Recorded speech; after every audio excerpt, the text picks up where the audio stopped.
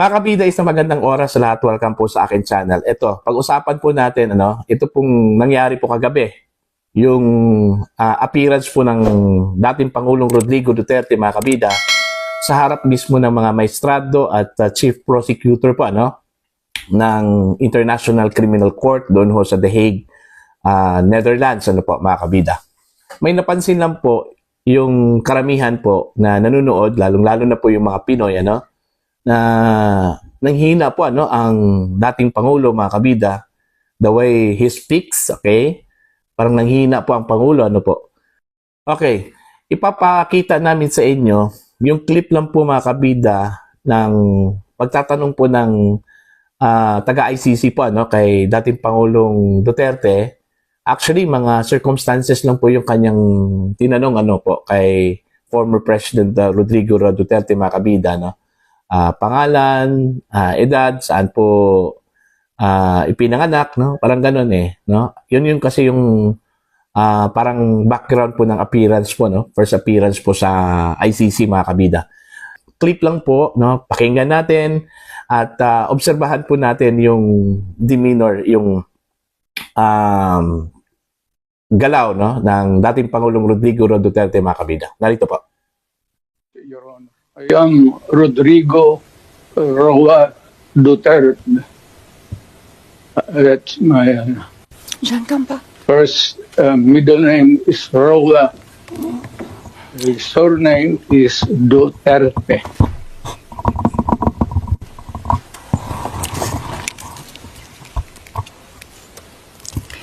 Merci beaucoup.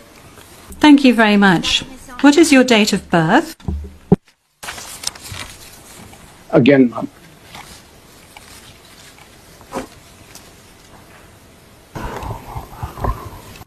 Can we request that the question be repeated? I don't think he heard it. Thank you. Repetition from the English booth. What is your date of birth? Yes, thank you very much, Counsel. I was asking quite simply of Mr. Duterte what his full names were, and then I subsequently asked him what his date of birth was and what his place of birth is. Is that all right, Counsel? Yes, ma'am. Yes, ma'am. Yep. Of course, I did. My birth month and day is March 28, 1945. I was born in the province of Leyte in the Philippines. Ayun. So, obviously po, mga kabida, yung kanya pong kondisyon, kung titingnan po natin yung video, nanghina talaga itong dating Pangulo, po. Okay? Nahihirapan po siya makumpleto yung kanya hong salita, po, Okay? Parang hinahabol po niya yung kanya hong yung kanya hong salita po, Okay? Although dito sa Pilipinas, nung nandito pa po itong dating Pangulo po natin, although obvious masyado yung kanya hong galaw, syempre naman matanda na pero iba talaga yung nakita po natin sa video, Marami hong mga mixed reactions, po. Mayroon pong nagsasabi po na baka jet lag lang po yan, mantakin yung mga kabida, isang araw lang po, yung kanyang pahinga. Mula sa napakahabang biyahe po, from the Philippines to Dubai, and then from Dubai to the Netherlands, po. Yun yung haba po ng biyahe po ng dating Pangulo po, mga kabida. Isang araw lang po yung kanyang pahinga, hindi talaga total na pahinga, Kasi dinala pa daw siya sa doktor, sa ospital, Okay? Para po ma-check yung kanyang physical condition, po. So, yun po, Dito ho tayo, magbasa po tayo ng mga reaction. Actually, yung video na yan, hiniram ko lang po yan kay Mr. Greco Belica, mga kabida, po. Siya yung nag-post po ng video na yan, po. Babasahin po natin yung mga reactions mula sa kanya homepage, po, Mula kay Marivic Pahe. Ba't ganyan yung pananalita niya at parang nanigas panga niya habang nagsasalita at mahirap yung pandinig niya? I think something's wrong. Wala pa naman siyang kasama. Di kagaya o di kaya may ininject sa kanya, yan yung kanyang opinion, ano po, no? Ito pa po mga kabida, mula kay Douglas Amador. Laban lang, Tatay Digong, nasa likod mo ang taong bayan. Okay? Ito pa po, Tax Richie. Chess master yan. Nag-observe pa yan sa mga galawan nila sa ICC. Na-remember nyo yung sinabi niya minsan, nagsasakit-sakitan niya o nagsakit-sakitan siya maglakad. Ganyan ka genius si FPRRD strategy.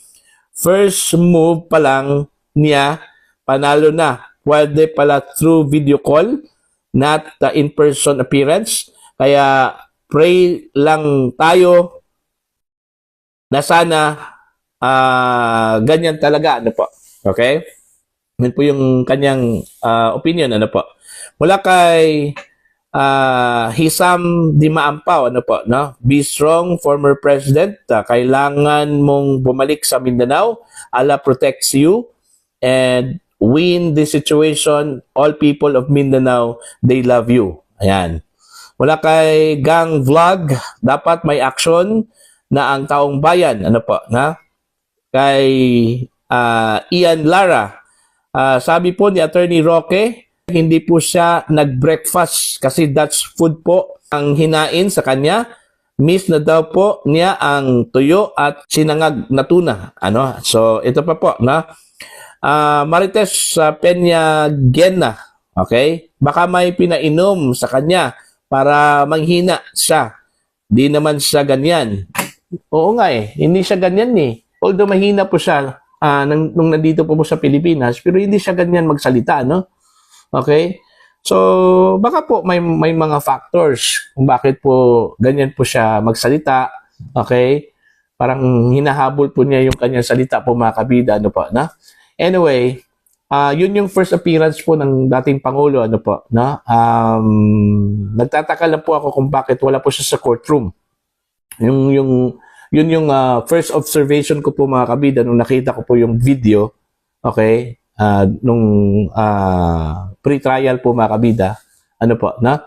Bakit wala po siya sa courtroom, ano? Bakit po nasa ibang place po siya, no? Kasi iba kasi yung kanyang backdrop no?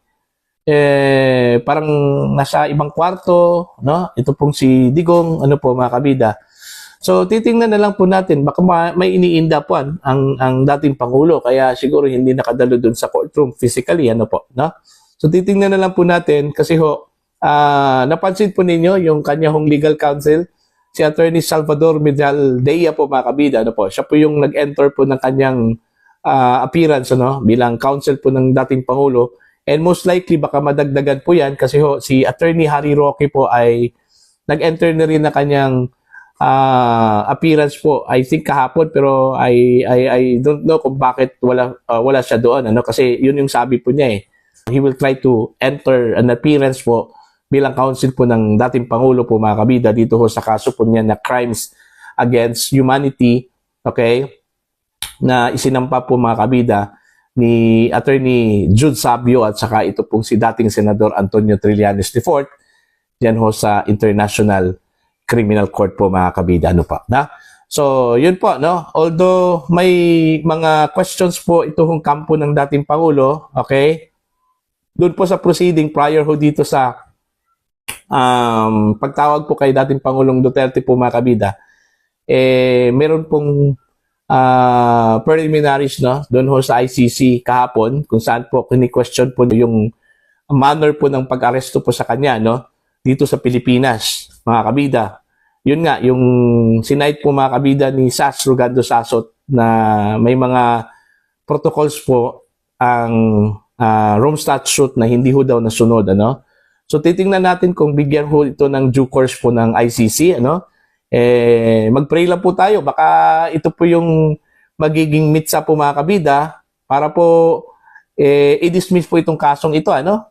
Okay? At mai-release po itong si dating Pangulong Rodrigo Roa Duterte, ano pa? Na? So yun lang po, para po sa inyong opinion, ano po yung tingin po ninyo sa condition po ni Tatay Diggs, ano po?